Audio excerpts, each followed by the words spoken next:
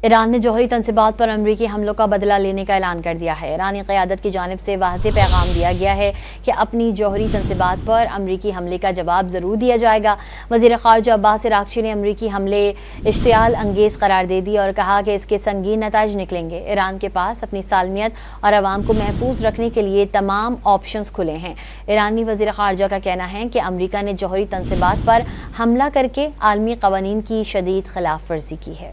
Iran ने जौहरी तनसीबात पर अमरीकी हमलों का बदला लेने का ऐलान कर दिया है। ईरानी क़यादत की जानिब से वाज़ेह पैगाम दिया गया है कि अपनी जौहरी तनसीबात पर अमरीकी हमले का जवाब ज़रूर दिया जाएगा।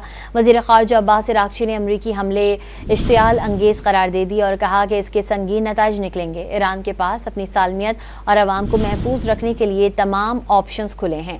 ईरानी वज़ीर ख़ारजा का कहना है कि अमरीका ने जौहरी तनसीबात पर हमला करके आलमी क़वानीन की शदीद खिलाफ वर्जी की है।